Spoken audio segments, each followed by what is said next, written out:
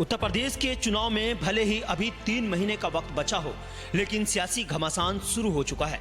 Akhilesh Yadav BJP के मुकाबले के लिए चुनावी मैदान में पूरी तरह से उतर चुके हैं। वहीं जयंत चौधरी के सहारे पश्चिम उत्तर प्रदेश में अपनी पैठ मजबूत करने में भी लगे हुए हैं। उधर भारतीय जनता पार्टी के चाणक्य कहे जाने वाले अमित शाह भी पश्चिम यूपी में हुंकार भरने की तैयारी कर लिया है। ऐसे में इस बार जाटलैंड में बड़ा मुकाबला होने वाला है। देश के सबसे बड़े राज्य यूपी में जो जंग का ट्रेलर शुरू हुआ है, उसकी अभी पूरी पिक्चर बाकी है। बीजेपी की ओर से पश्चिम की कमान खुद अमित शाह ने संभाली है, जबकि अखिलेश यादव जयंत के सहारे साइकिल पर सवार होकर फिर जाटलैंड में परचम लहराने की कोशिश कर रहे हैं। बीजेपी के चाणक्य अमित शाह 6 दिसंबर को पश्चिमी यूपी यानी जाटलैंड को साधने के लिए सहारनपुर में बड़ी रैली करेंगे, तो वहीं अखिलेश जयंत की जोड़ी भी मेरठ में 7 दिसंबर को संयुक्त रैली करके अपनी ताकत का एहसास कराएंगे, जो 2022 के लिए एक बड़ा संदेश होगी। देखिए, उत्तर प्रदेश में पिछले लगभग 5 साल से योगी आदित्यनाथ जी के नेतृत्व में और लगभग 7 साल से ज़्यादा समय हो गया केंद्र में प्रधानमंत्री नरेंद्र मोदी जी के नेतृत्व में भारतीय जनता पार्टी और एनडीए की शासन चल रही है। विकास, कानून की राज, गरीब कल्याण, सामाजिक सौहार्द, ये सब हमारी राजनीतिक प्रसंग है। इसी के आधार पे सबका साथ, सबका विकास, सबका विश्वास पर सभी के लिए प्रयास करने की हमारी दायित्व है। देखो, ये कोई नई बात नहीं है।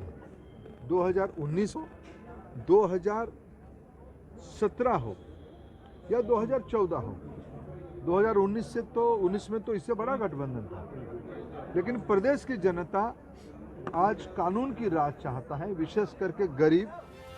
आइए आपको समझाते हैं पश्चिम यूपी का जातिगत गणित। पश्चिम यूपी में करीब 18 से 20% आबादी जाटों की है। यहाँ 49 विधानसभा सीटें ऐसी हैं जहां मुस्लिमों की आबादी 30% से ज्यादा है। करीब 2 दर्जन सीटें ऐसी हैं जहां मुस्लिम और जाटों की संख्या मिलाकर 50% से ज्यादा हो जाती है। अगर यह मिलकर एक हो जाते हैं तो किसी भी दल का खेल बिगाड़ सकते हैं, जिसका पूरा फायदा 2013 के मुजफ्फरनगर दंगों की वजह से बीजेपी को साल 2017 के विधानसभा चुनाव में मिला था।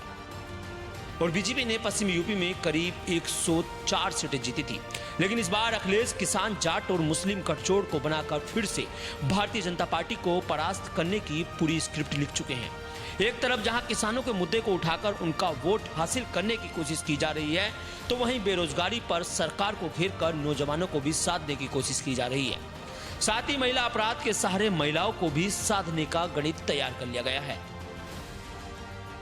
यूपी की 403 विधानसभा सीटों में 136 पश्चिमी उत्तर प्रदेश में आती है।